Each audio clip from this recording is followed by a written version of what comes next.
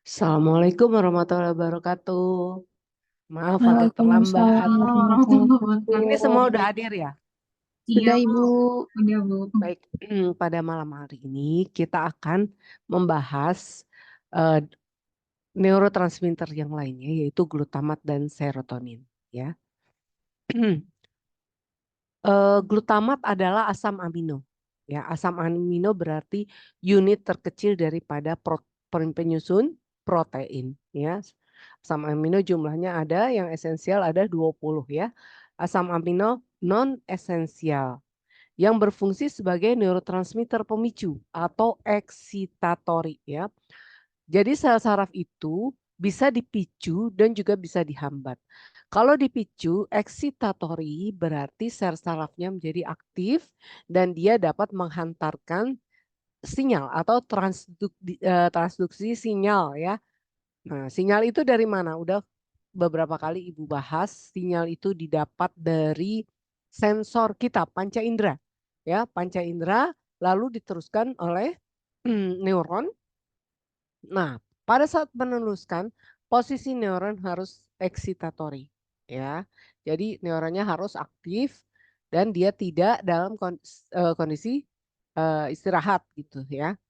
Nah, diteruskan kemana? Ke otak. Dari otak lalu diberikan perintah ke organ. Ya, seperti itu susunannya ya. Nah, untuk neurotransmitter glutamat, gunanya itu pengaturan kemampuan memori dan memelihara fungsi otomatik. Ya. Glutamat tidak dapat menembus sawar. Jadi glutamat ini tidak dapat menembus blood brain barrier ya. Barrier artinya apa penghalang. Nah, tapi glutamat ini disintesa ya di otak dari prekursornya yaitu glutamin dengan bantuan glutaminase enzimnya ya atau aspartat dengan bantuan transaminase. Jadi ada dua ya dari aspartat dan glutamin.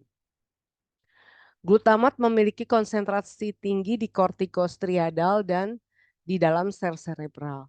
Gangguan pada neurotransmitter ini baik pada reseptornya ataupun pada jumlahnya yang besar ya akan berakibat gangguan atau penyakit bipolar dan epilepsi ya.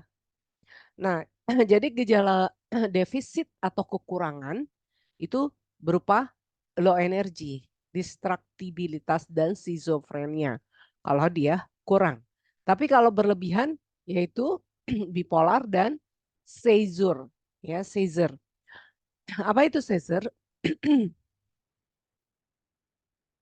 Oke, klasifikasi reseptor glutamat. Jadi glutamat untuk dapat glutamat kan neurotransmitter ya. Neurotransmitter ini untuk dapat mengaktifkan sel dia harus nempel di reseptor ya. Seperti Ibu yang sering Ibu jelaskan, umpamanya glutamat disintesa di ini kan. Umpamanya dia ada vesikel granula yang mengandung glutamat di sini kan. Nah, dia dilepaskan melalui vesikularisasi ya. Jadi dia vesikelnya ke membran terus dia melepaskan glutamat di sini ya. Titik-titik. Nah, tapi untuk dia bisa bekerja, dia harus nempel di reseptornya ya. Misalnya di sini. Nah, dia harus cocok nih nempel di sini. Baru dia dapat menyebabkan polarisasi ya. Dia menyebabkan kanal natrium atau kalsium terbuka. Sehingga apa? Sehingga ion-ion natrium banyak masuk ke sini ya. Kalium kan sebenarnya berada di dalam pos ini kan postsinaptik ya. Postsinaptik. Nah, ini presinaptik. Pre ya. Jadi antara satu saraf dengan saraf lain ini adalah celah yang dibilang sinaps ya. Sinaps. Nah, untuk dapat bekerja nanti Ibu jelaskan lebih lanjut. Dia harus nempel di reseptornya di sini. Baru dia bisa menimbulkan efek serial efek ke reseptor lain, misalnya membuka kanal natrium gitu. Nah, dia tuh ada dua ya, dua sifat. atau dua macam reseptornya itu. Yang pertama itu dia bersifat metabotropik ya. Jadi dia bergandengan dengan reseptor dengan protein G ya. Nah, dia bergandengan nih. Dia yang satu nih si reseptor glutamatnya nempel kan di sini tapi dia memicu dia harus merekrut namanya protein G ya. G protein couple. Sini G protein dan setelah itu menghasilkan neurotransmitter lain yang memicu reaksi kimia selanjutnya, yaitu inositol dan trifosfat kalsium dan nukleotid siklik. Ya, ini messenger lain. Ini protein G, ini si glutamat yang nempel di reseptor. Itu kerjanya yang metabotropik.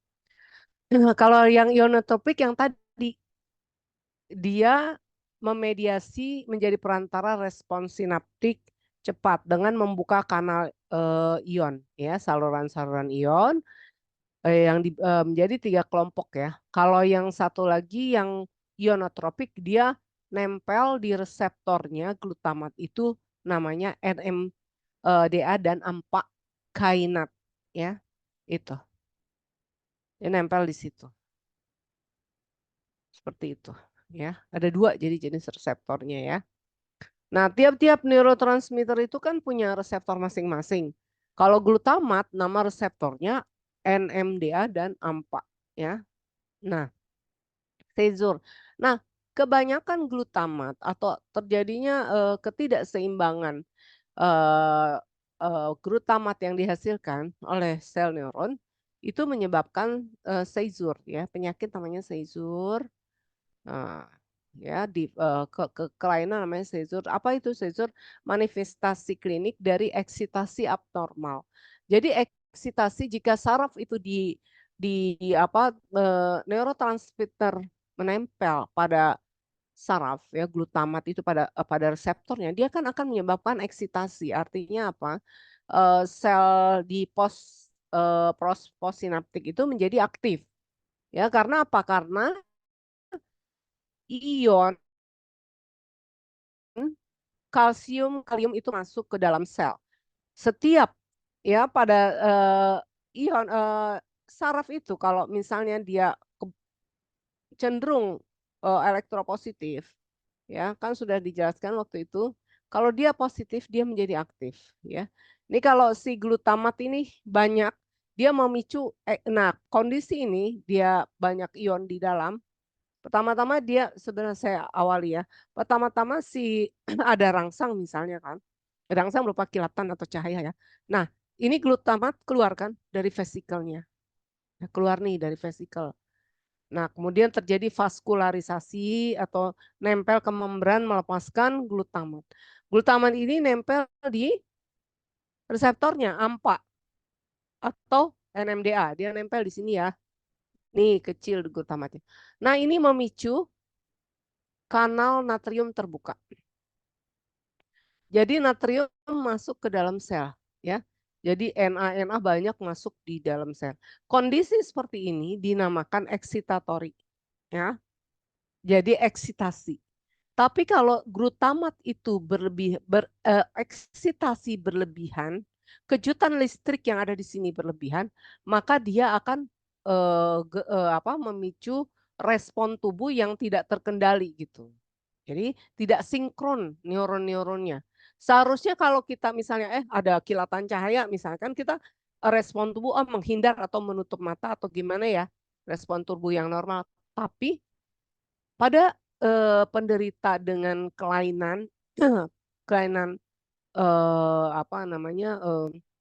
kelainan si mungkin di reseptornya terlalu aktif ya sensitif atau jumlah glutamat yang dikeluarkan itu besar itu ion yang masuk ke dalam presinaptik itu terlalu banyak sehingga apa dia kejang-kejang ya mengakibatkan kejang-kejang. Kalian pernah tahu nggak penyakit itu epilepsi atau ayan? Pernah dengar? Pernah, Pernah Bu. tahu? Pernah ya. Nah itu kondisi tubuh kejang-kejang. Tapi manifestasi epilepsi tidak harus kejang-kejang. Kalau kejang-kejang itu udah yang tahap yang berat, ya. Bisa jadi dia bengong dulu, terus apa namanya, bisa jadi dia kehilangan kesadaran sementara, standstill gitu, dia bengong diri, diam aja itu juga termasuk. Tapi dia seizure yang non epilepsi, ya, masuknya ke situ. Jadi itu terjadi akibat kelebihan pelepasan neurotransmitter glutamat, ya, glutamat. Jadi terlalu aktif. Mungkin reseptornya itu sensitif atau reuptake glutamat itu tidak terjadi. Kan kelebihan glutamat yang diproduksi itu kan akan di reuptake, ya, di recycle, dimasukkan kembali ke presinaptik, ya, neuron presinaptik. Tapi karena di situ mungkin transporter yang membawa glutamat itu rusak, ya, sehingga dia tidak bisa masuk lagi ke neuron presinaptik, ya. Kan yang normal itu, ya, bukan yang normal pada umumnya, reaksi untuk neurotransmitter itu jika dia kelebihan, dia akan dimasukkan pakai transporter, ya, kembali ke presinaptik ini, ya, pre. Ini kan postsinaptik, ya. Ini post. Di mana ada nempel-nempel membrannya itu, ini kan di ujung akson, ya. Nah, ini kelebihan si glutamat ini yang banyak, ini kan akan dimasukkan kembali, ya, dimasukkan kembali untuk di recycle, masuk melalui transporter ke sini. Mungkin di sini ininya tidak bisa masuk, ya, glutamanya, sehingga glutamanya berada banyak di celah presinaptik gitu. Jadi intinya penyakit kejang-kejang ini karena kelebihan glutamat.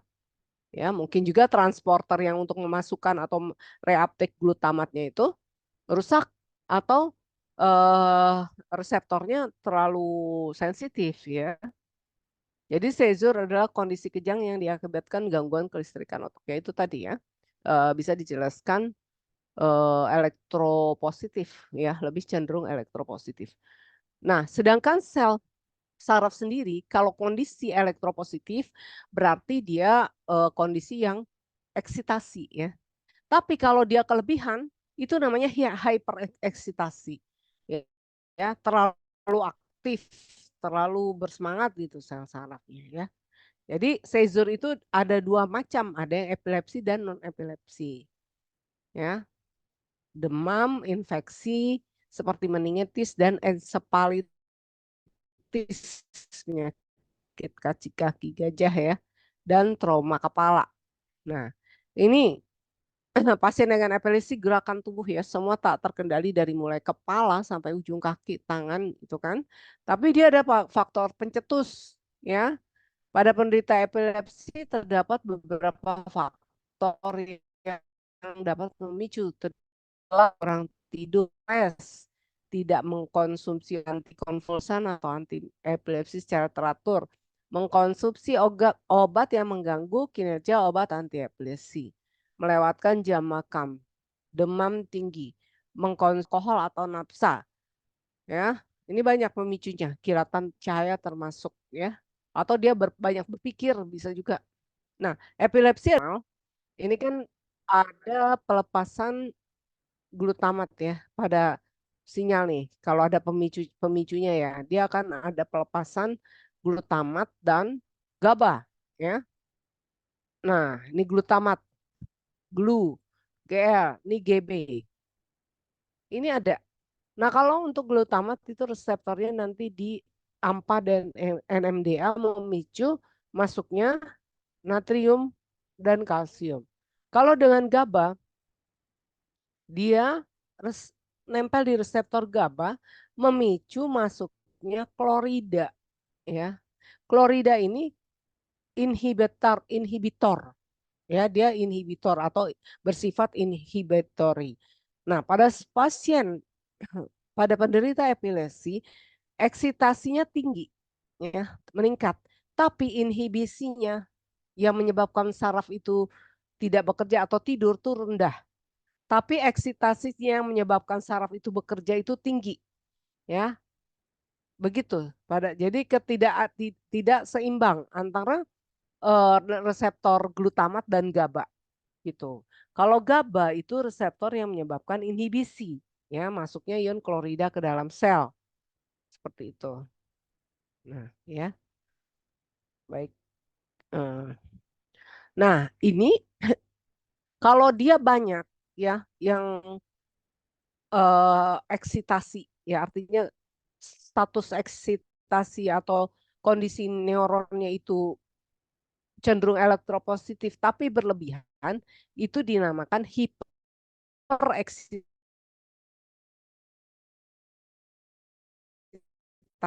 Kalau yang normal kan eksitasi terjadi, ini ada faktor pencetus ya, berupa luapan listrik di otak ya. Kemudian pemicu ini menyebabkan di presinaptik, celah presinaptik di sini sebelum sambungan ya. Ini kan ujung akson ya. Ini ceritanya ujung akson. Pre di sini pos. Selalu begitu ya. Pre berpasangan dengan pos ya di celah sinaps. Ini kan sinaps ya. Sinaps. Sinaps. Nah, ini ada faktor pencetus selalu kanal natrium terbuka masuk ke dalam celah presinaptik dan menyebabkan depolarisasi, menyebabkan elektropositif di sini. Nah, terjadi vaskularisasi.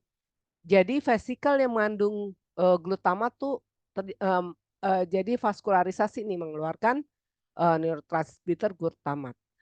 Neurotransmitter ini berikatan dengan reseptornya yaitu NMDA dan AMPA dan kainat ya. Dia berikatan lalu pada dia memicu keluarnya natrium karena sebenarnya kalium itu banyak di postsinaptik ya.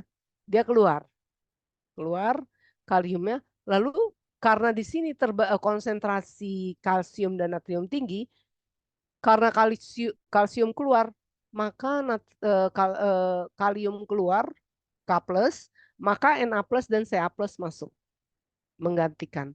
Nah, di sini jadi lebih elektropositif karena jumlah yang masuk itu banyak. Nah, pada status kondisi seperti ini, jika glutamat yang disukai hebat, muatan yang masuk juga banyak, itu dinamakan hypereksitasi. Ya. Kanal Na akan terbuka sehingga ion Na akan masuk. Lalu terjadi depolarisasi sehingga glutamat terlepas dan berikatan dengan reseptornya yang ini, yang tadi ya. Nah, ini seperti ini, status seperti ini, kalau banyak ya glutamatnya maka akan terjadi hipereksitasi. Oke, siap ya. Nanti bentar lagi Ibu tanya-tanya nih tentang hipereksitasi. Nah, itulah hipereksitasi. Lalu kita masuk ke inhibisi. Bagaimana kalau inhibisi? Tadi kan reseptor yang memicu glutamat ya kalau hipereksitasi.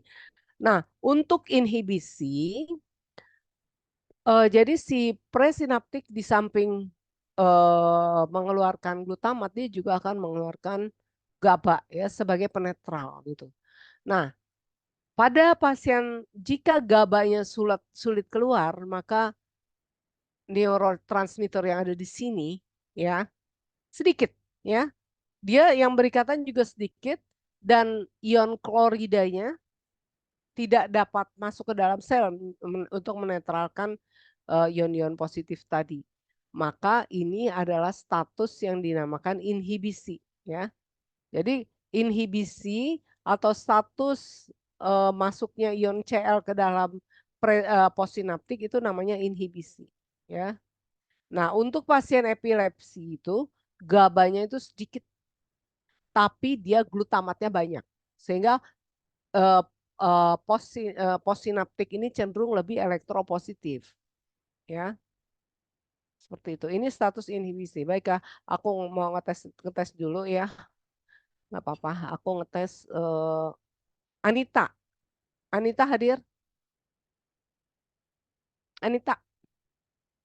Hadir, Bu. Anita. Ya, Anita. Oke, Anita. Apa yang Anita bisa pahami dari proses eksitasi eksitasi rangkaian ini dan inhibisi? Apa bedanya? Ini eksitasi dan inhibisi. Bedanya apa, Anita?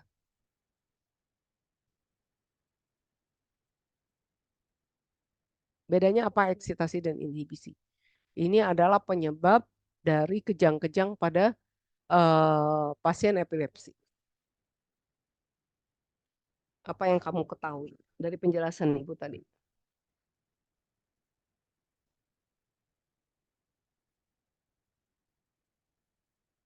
Ayo Anita. Anita, dengar Ibu nggak? Lagi kerja ya? Anita, mungkin ayo dia bisa bantu. Dia, ayo dia. Iya, Bu. Ya, jadi apa yang kamu bisa pahami dari penjelasan Ibu tadi?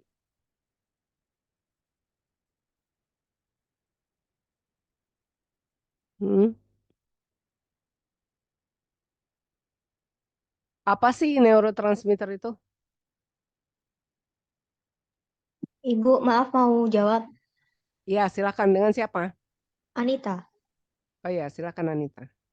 kalau neurotransmitter eksitasi itu biasanya kan disebut eksitatori juga ya, Bu ya. Terus dia Ya, kan bekerjanya dengan mendorong neuron yang ditargetkan untuk melakukan sebuah aksi. mm-mm. Terus caranya gimana? Iya, betul. Caranya gimana? Neuronnya, neurotransmitter atau mediatornya itu apa?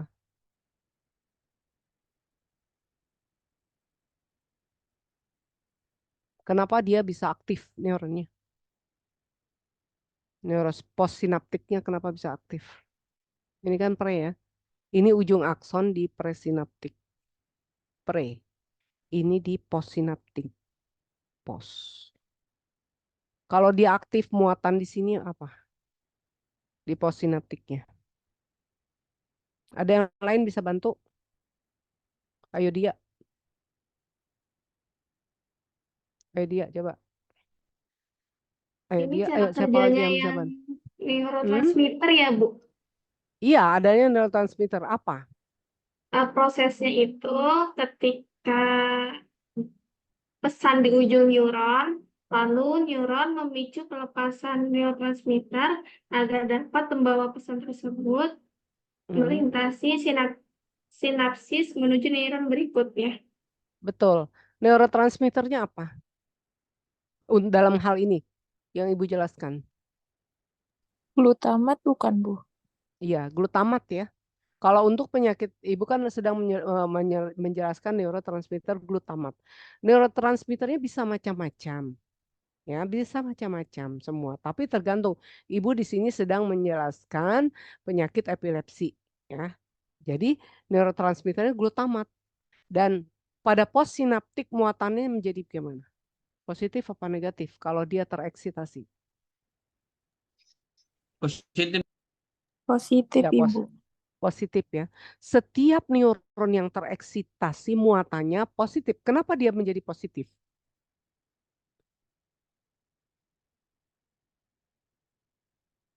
Tadinya kan dia apa tenang. Kenapa dia jadi positif? Ada apa di situ? Karena terbukanya kanal Na+. Betul ya. Jadi karena terbukanya kanal, ini kan dia glutamat nempel di NMDA ya. Jadi kalian udah paham ya. Jadi jangan sampai ibu sia-sia nih. Nih, karena glutamat nempel di NMDA, maka si ini nih ion kanal natrium terbuka ya. Kalau terbuka berarti natrium bisa masuk ya. Natrium dan Na plus dan Ca2 plus itu bisa masuk ke dalam postsinap ya ke sini. Berarti di sini banyak positif-positif. Ini depolarisasi ya. Ini berarti dia status kondisinya gimana kalau banyak positif di sini neuronnya atau ototnya. Kalau banyak positif gimana? Dia statusnya gimana? Tidur apa aktif? Apa relaksasi apa aktif? Hmm? Dia bisa menghantarkan sinyal atau tidak kalau dia positif.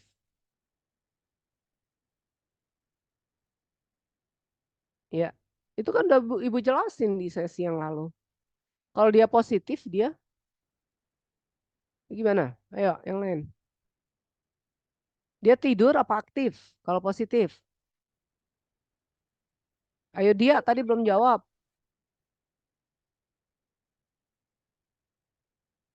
Dia ayo. Ayo.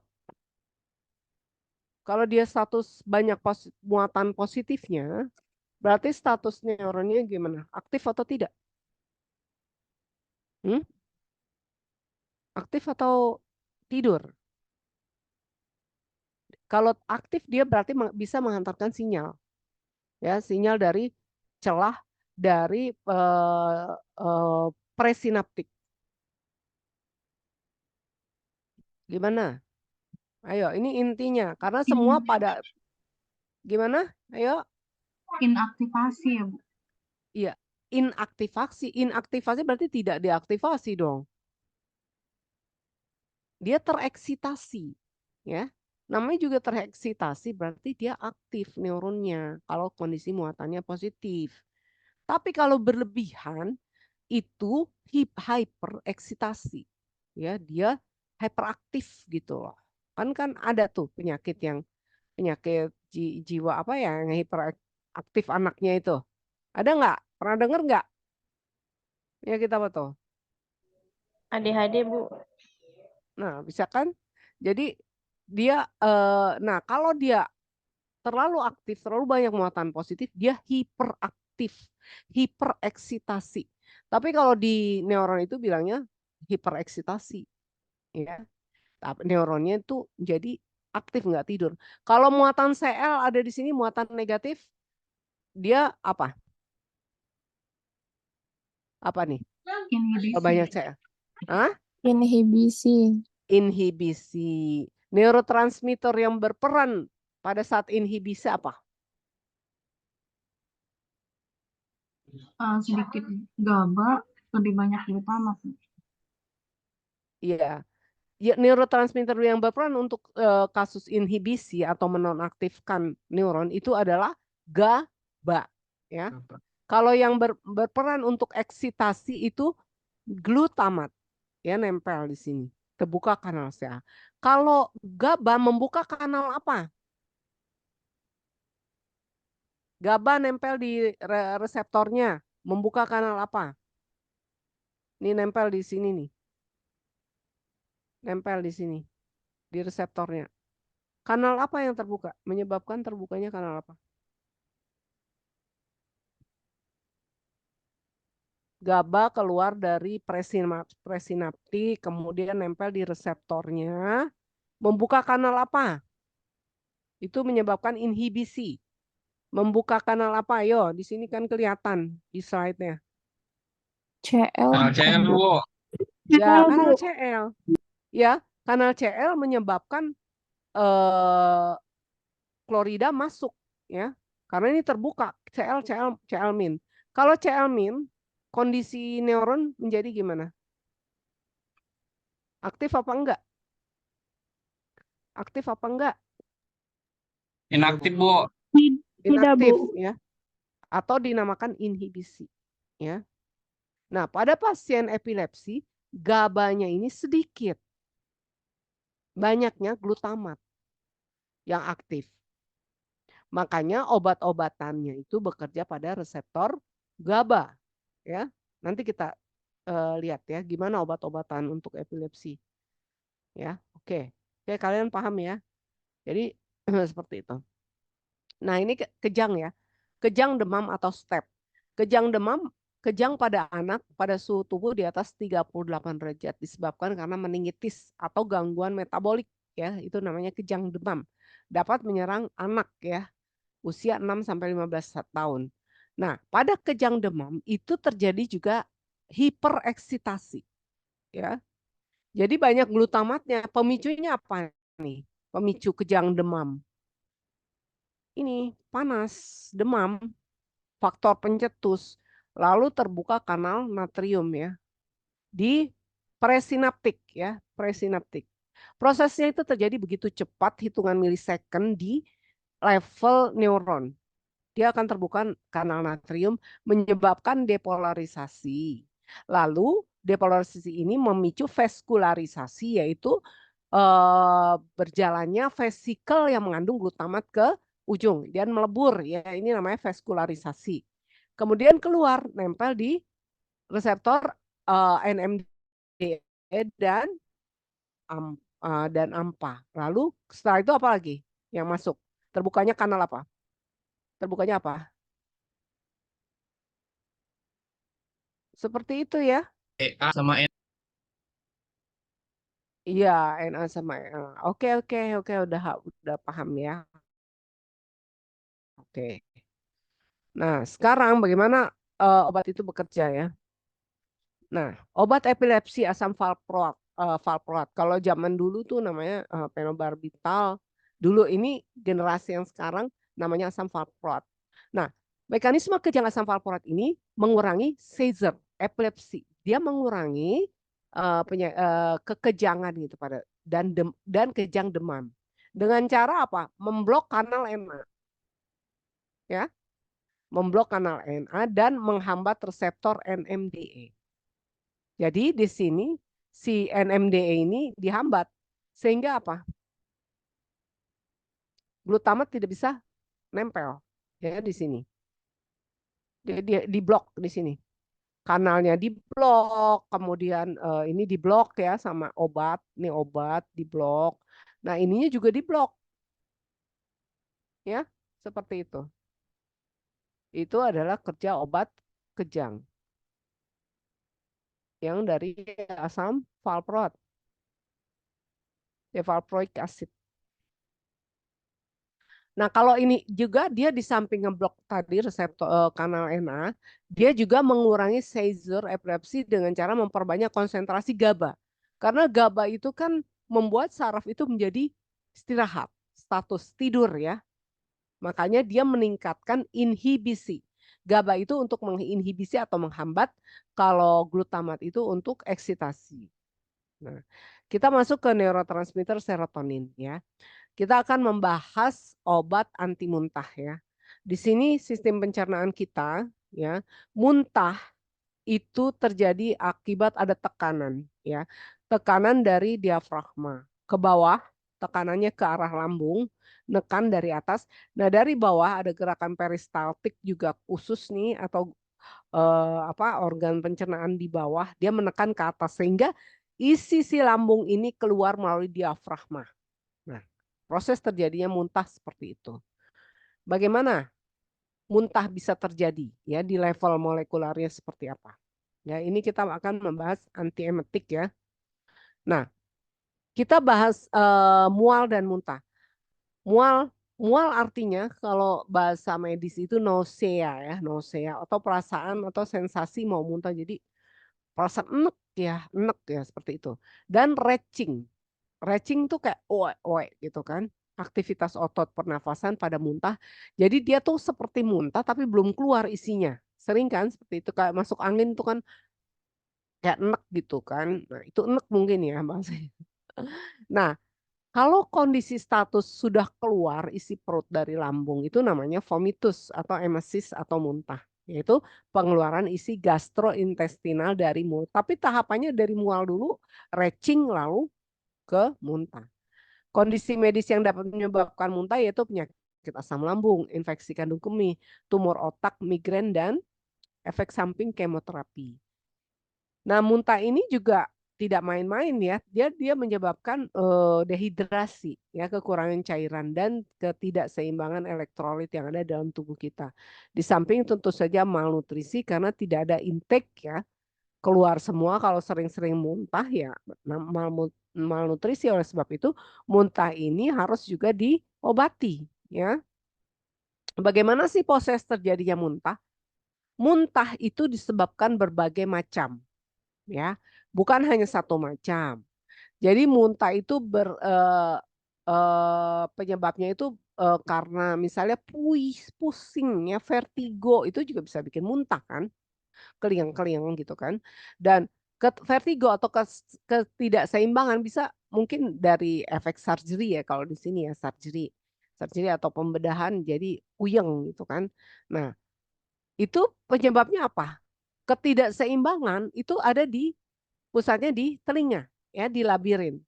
Nah, labirin lalu dia mengeluarkan pada saat ketidakseimbangan puyeng, migrain atau gimana ya, dia menyebabkan mengeluarnya neurotransmitter asetilkolin dan histamin, ya. Di lalu dia neurotransmitter dan histamin dan asetilkolin yang ada di lambung, ya, histamin dan asetilkolin yang ada di lambung mengirim sinyal ke vomiting center atau pusat muntah di medula, ya, di otak. Jadi di otak kita ini ada bagian otak besar, ada juga batang otak, ya. Kita belajar kan. Nah, ini ada chemotrigger zone di sini, ya, CTZ, chemotrigger zone, dan ada pusat muntah atau vomiting center di sini, di batang otak, ini di kepala, ya, pusat muntah. Nah, jadi karena ketidakseimbangan si labirin ini, nah, memicu pengeluaran ini neurotransmitter asetilkolin dan histamin dan mengirim sinyal ke pusat muntah. Nah, dari pusat muntah mengirim sinyal ke lambung untuk muntah. Gitu terjadinya muntah, ya. Tapi proses secara refleksnya dia ada penekanan diafragma dan penekanan dari usus bagian bawah, ya. Di bawah lambung dia menekan lambung ini dan keluar melalui esofagus di mulut kan, di sini keluar muntahnya di sini. Seperti itu. Ya. Jadi muntah itu penyebabnya macam-macam, ya. Ketidakseimbangan, pusing bisa juga kan. Nah, jalur lain apa? Karena radioterapi dan kemoterapi penderita penyakit kanker itu dia mengeluarkan serotonin, ya. Neurotransmitter yang keluar serotonin.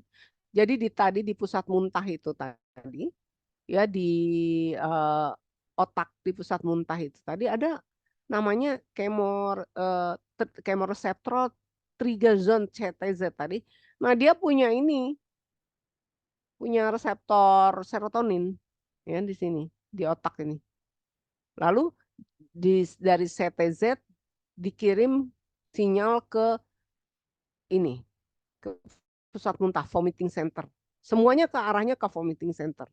Baik dari tadi ada sinyal apa sensornya dari apa tadi ini kemoterapi atau pembedahan atau radioterapi itu muntah. Misalnya pasien kanker diberikan radiasi, ya, radiofarmaka nama obatnya, dia bisa jadi muntah, ya, begitu. Dan muntah juga disebabkan karena apa? Menggunakan obat-obatan psikotropik narkotik opioid, ya, golongan opioid, ya. Pecandu-pecandu sering muntah kan, seperti itu. Dan juga, nah, kalau si pecandu atau karena anestesi, pada saat anestesi atau kemoterapi ini pengeluarannya dopamin, serotonin dan asetilkolin. Nah, kalau pada saat kita dari kita mencium, ya, mencium bau busuk misalnya kan, apa dari kotoran gitu kan, atau melihat jijik itu kan kita muntah, ya, mau muntah. Itu hormon neurotransmitter yang dikeluarkan adalah asetilkolin dan histamin. Ya, semuanya sama menuju ke vomiting center, ya, pusat muntah di medula oblongata, ya, di batang otak gitu. Jadi tergantung rangsangnya neurotransmitter yang keluar untuk menyebabkan muntah itu macam-macam, ya. Jadi ada serotonin, dopamin, asetilkolin dan histamin. Jadi penyebab keluarnya neurotransmitter itu juga macam-macam, ya.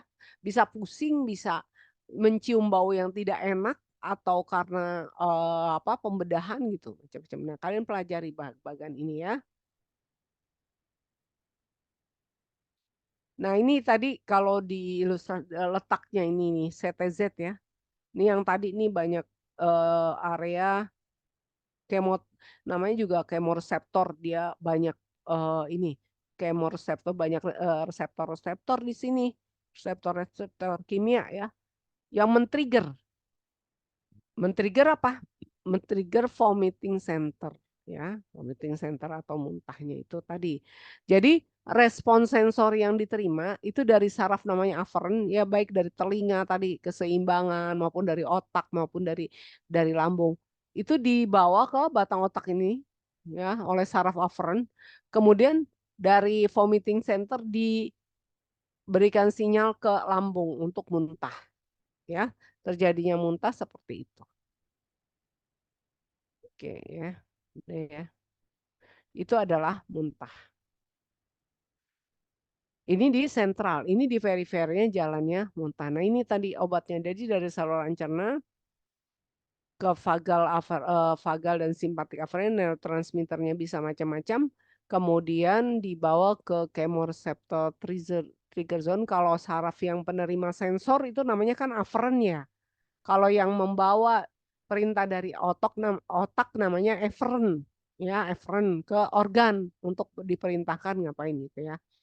Nah, ke vomiting center. Jadi arahnya itu dari sensor yang kita terima, kemudian dibawa oleh saraf aferen ke otak, dari otak dibawa ke kemoreseptor trigger zone dan vomiting center, lalu dibawa ke organ melalui saraf eferen ya, vagus eferen. Nah, salah satunya yang penyebabnya itu adalah serotonin. Serotonin itu sama dengan 5-HT, singkatan dari 5-hidroksitriptamin. Ya. Lengkapnya adalah 3 beta aminoetil 5-hidroksi atau 5-hidroksitriptamin. Jadi kalau dibilang 5-HT itu sama dengan serotonin. Pada manusia serotonin disintesa dari asam amino yang bernama triptopan yang berasal dari makanan ya. Hanya 2% triptopan dari makanan diubah menjadi serotonin ya. Pada pasien kanker itu kadar serotonin triptopannya tinggi yang diubah menjadi serotonin ya. Sehingga banyak terjadi apa? Muntah-muntah. Bayangin aja kalau di normal hanya 0,1, kalau pasien 5 kali kanker 5 kali lipatnya ya. Nah, 5-HT atau serotonin ini ya 90% terdapat di saluran cerna.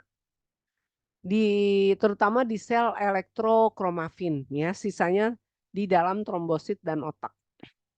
Fungsi serotonin terutama sebagai transmitter saraf triptaminergic di otak. Kenapa triptaminergic dinamakan namanya nergic itu berarti dihasilkan di situ ya sarafnya. Neurotransmitter triptamin 5-hidroksitriptamin dihasilkannya di mana? Triptaminergic sarafnya. Itu berarti dia penghasil triptamin. Pada saluran cerna berfungsi mengatur motilitas saluran cerna. Dan pada trombosit diduga berperan sebagai homeostasi ya, seperti itu. Dia ada di otak dan juga dia berfungsi ke saluran cerna. Dibawanya dari otak kemana? Ke saluran cerna ya. Nah, ini modelnya reseptor yang berperan. Nah, pada vomitus ya, pada vomitus atau muntah itu reseptor yang berperan itu apa? Reseptor ya, bukan neurotransmitternya. Ini reseptor kan di ininya ya, reseptor yang nempel, tempat nempelnya neurotransmitter. Di saraf aferen tuh ada 5 hidroksitriptamin 3. Karena hidroksitriptamin atau serotonin itu macam-macam jenis reseptornya, banyak ya. Kalau D2 atau dopamin juga ada macam-macam ya. Ada dopamin 1, dopamin 2, juga ada di muskarinik. Nah, itu ini reseptor-reseptornya di bagian aferen ya. Kalau di kemoreseptor trigger zone itu juga ada reseptornya. Reseptor untuk serotonin di kemoreseptor trigger zone tadi di batang otak itu ada 5-hidroksitriptamin 3, kemudian ada D2 dan M.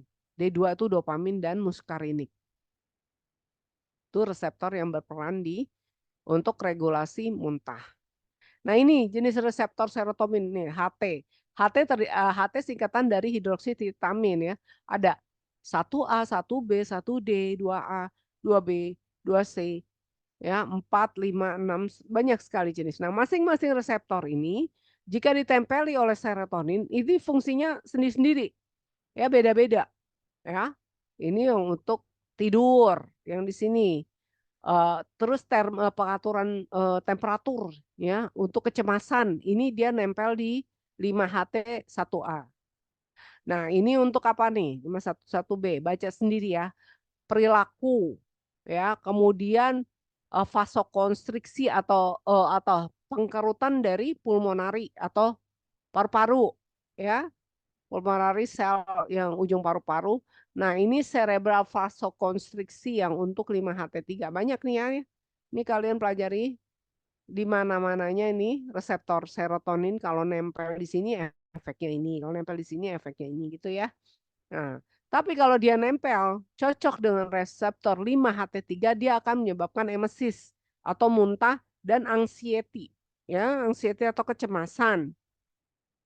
Dia kalau muntah, regulasi muntah, berarti neurotransmitter serotoninnya nempel di 5HT3. Ya. Nah, seperti ini tadi udah dijelaskan, kalian udah paham nih ya, berarti si reseptornya ini cocok ya 5HT. Tapi reseptornya apa? 5HT3, ada 3-nya nih. Kalau ada 3-nya berarti ininya si reseptornya nih. Nih reseptornya nih. Nih, ini 5 HT3 ini reseptor untuk muntah. Kalau serotoninnya apa? 5HT. Ya. Nempel di sini karena cocok menyebabkan muntah tadi karena masuk ion natrium. Jadi di sini kondisi plus, aktif ya, di bawah plasma. Seperti itu. Ini adalah synaptic cleft ya. Ini membran. Jadi ini celah sinap yang hitam-hitam. Jika serotonin berikatan dengan reseptornya akan menyebabkan kanal sodium terbuka, ya kanal natrium tadi ya. Terjadi eksitasi dan depolarisasi membran saraf. Sehingga impuls refleks muntah akan diteruskan. Ya, ke mana diteruskannya impulsnya? Ke pusat muntah. Ya, di pusat muntah lalu dari pusat muntah diteruskan ke lambung untuk muntah. Penyebab mual dan muntah. Penyebabnya adalah gastrointestinal mechanism, yaitu efek samping obat tertentu, contoh antibiotik, sitotoksik ya. Kemudian ada gangguan motilitas gastrointestinal atau saluran cerna, sindroma karsinoid, diare, kronik refraktori diare dan lain-lain. Penyakit empedu atau ada benjolan-benjolan juga ya di misalnya di limpa atau di hati atau di sekitaran perut itu dapat menyebabkan muntah ya. Lalu ada karena kemoterapi tadi ya, pengobatan pada pasien kanker, juga pada ibu hamil. Lalu migrain juga pusing-pusing tadi karena ketidakseimbangan ya. Muntah karena menggunakan obat anestesi ya sebelum dan sesudah operasi. Ya. Kalau pada pasien kanker, ya dia diberikan kemoterapi dan radioterapi ya, radiasi ya. Dia akan meningkat serotoninnya dan merangsang reseptor 5HT apa? 5HT apa? 3 ya. Reseptornya 5HT3. Lalu dia akan mengirim sinyal ke vomiting center yang di batang otak tadi dan menyebabkan muntah. Fungsi serotonin pada saluran cerna, serotonin banyak di saluran cerna. Fungsinya apa? Mengatur motilitas saluran cerna. Pasien menerima radioterapi biasanya juga diterapi dengan kemoterapi baik secara bersamaan dan berurutan sehingga potensi terjadi mual muntah itu besar ya. Dan pelepasan serotonin juga besar pada pasien kanker. Nah, ini obat-obatannya ada berbagai golongan di sini. Ada antagonis serotonin. Ya, dia menempel pada reseptor 5HT3 ya.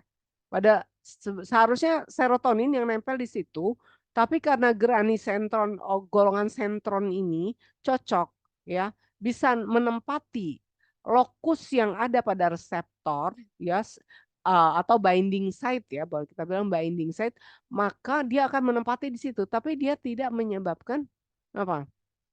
Menyebabkan masuk terbukanya kanal natrium. Jadi tetap tertutup. Sehingga kalau si golongan sentron ini sudah nempel pada reseptor serotonin, serotoninnya tidak bisa nempel lagi dan tidak terjadi efek selanjutnya atau pathway selanjutnya. Ada juga golongan prokinetik ya. Itu ada golongan domperidon dan metoclopramid. Reseptornya apa? D2. Ini golongan dopamin ya. Reseptornya di dopamin 1, dopamin 2 ya. Bukan dopamin 1, tapi aku Ibu hanya kasih tahu kalau dopamin itu punya lebih dari satu reseptor. Kemudian kalau untuk antihistamin obat muntahnya tuh golongannya obatnya hidroksizin dan prometasin. Dia nempelnya di mana? Di H1, reseptor histamin yang ada di mana? Di lambung. Ya. Nah, obat-obat lain adalah antagonis neurokinin dan obat lain dexamethasone, propofol dan midazolam. Nah, ini ya. Tadi si serotonin nih nempel di reseptornya 5-HT3. Mana sih yang 5-HT3-nya yang ini? 5-HT3-nya ya. Ini 5-HT3. Serotoninnya yang mana? Yang ini nempel. Dia menyebabkan apa? Kanal natrium terbuka masuk ya. Menyebabkan seperti itu. Nah, bagaimana kalau dia ditempati obat? Diberikan obat. Nah, obat ini bertindak sebagai antagonis. Dia akan nempel atau landing di reseptor 5-HT3 ya miliknya si serotonin sehingga si natrium ini tidak bisa masuk karena sudah ditempeli obat ya. Kalau dia aktif kan bisa kebuka hanya ditempeli oleh serotonin. Tapi kalau dia antagonis cuma ngeblok aja ya. Tapi kanalnya nggak terbuka karena walaupun dia cuma hanya menutup gitu, tapi dia nggak pas kunci. Seandainya nih ada kunci yang sama, ada kan kunci yang sama masuk anak kunci yang sama 2. Ada yang bisa ngebuka, ada yang bisa enggak kan. Nah seperti itu. Nah yang tidak bisa membuka kunci, anak kunci ini, itu namanya antagonis. Itu obatnya. Tapi yang bisa membuka kunci ini, si anak kunci ini, itu namanya neurotransmitter yang cocok. Seperti itu kerjanya ya obatnya. Nah, antagonis serotonin bekerja secara selektif ngeblok reseptor 5-HT3 di sentral dan di perifer. Ya. Di sentral artinya di otak tadi, di CTZ, dan juga di saluran cerna. Ya, karena serotonin juga banyak di saluran cerna, gunanya untuk mengatur gerakan usus dan gerakan saluran cerna. Ya. Nah, karena sudah diblok, ya anak kunci tadi yang tidak terlalu cocok bisa masuk, berarti anak kunci yang asli tidak bisa masuk karena sudah ditempati oleh anak kunci yang mirip-mirip gitu kan. Sehingga apa? Kuncinya nggak terbuka, ya. Natrium tidak bisa masuk ke pos sinaps dan tidak terjadi aktivasi, ya. Depolarisasi terhambat. Nah, sehingga refleks muntah itu tadi juga terhambat. Nah, seperti inilah kerja-kerjanya obat itu menghambat serotonin, dopamin, dan asetilkolin. Jadi mereka itu menempati reseptor masing-masing neurotransmitter ini. Seperti itu. Nah, perbandingan kerjanya antara golongan sentron ini macam-macam ya. Ada yang waktu paruhnya 3 jam, ada yang waktu paruhnya hampir 9 jam dan 10 jam. Ya. Durasi kerjanya lebih lama ya dibandingkan dengan antagonis 5-HT lainnya. Itu saja untuk malam ini. Mungkin ada yang ingin ditanyakan terkait dengan serotonin dan tadi glutamat, ya. Nah, kalian juga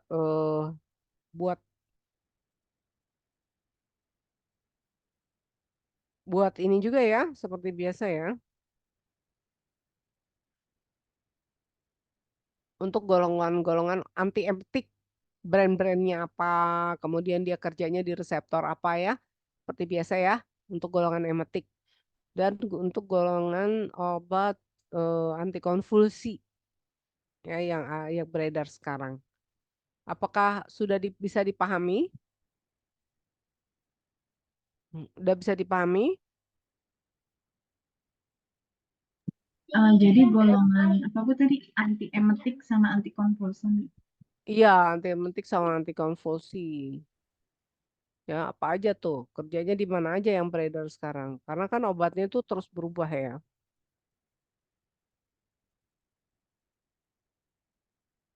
Ibu absen dulu ya. Udah kira-kira kayaknya untuk kelas ini nggak terlalu sulit ya. Karena fokus mungkin ya dibandingkan dengan kelas yang lain.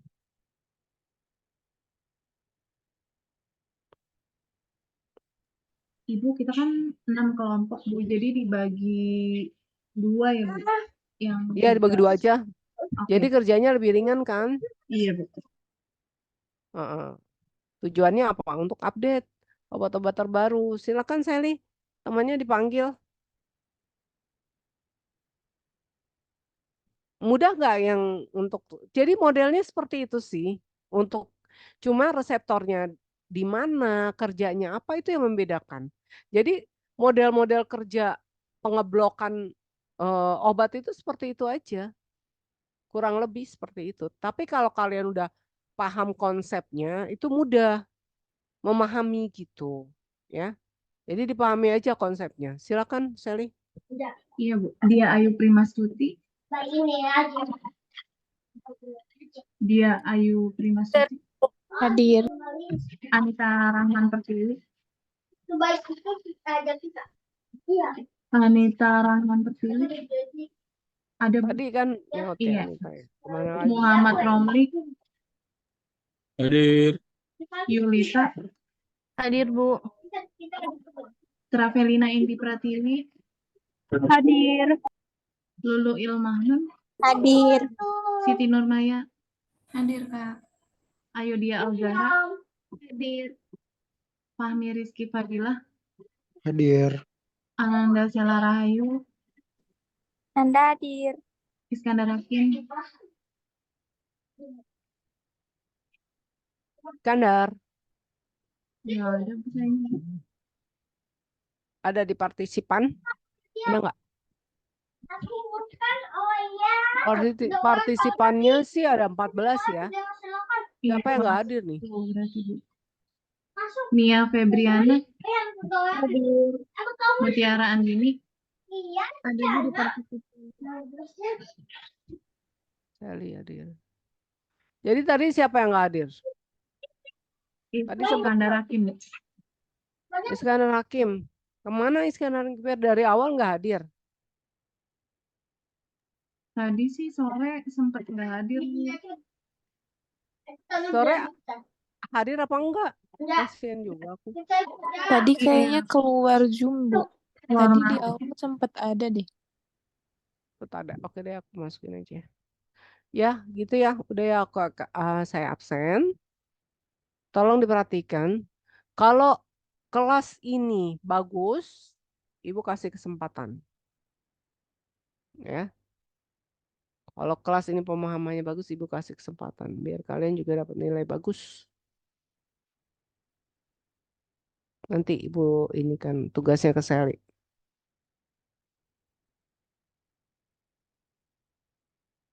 Udah ya? Apa ada yang ingin ditanyakan?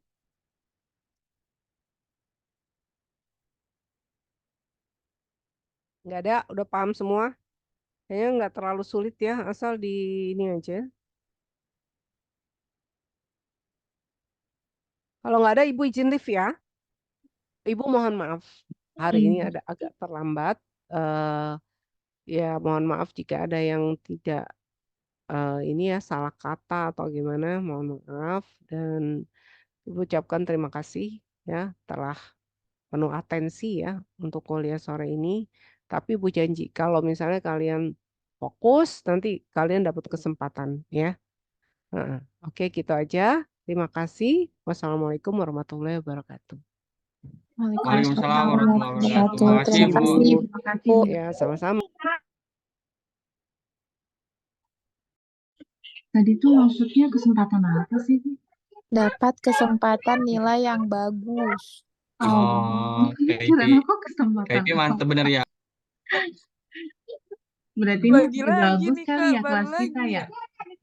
Ini pernah Iya. pagi nggak? Hah? Pernah ikut yang pagi nggak? Emang beda banget ya? Iya katanya anak pagi diomelin. Iya, Oh, Kak. Katanya anak pagi banyak yang diomelin, padahal banyak partisipannya. Iya. gara-gara kamu emang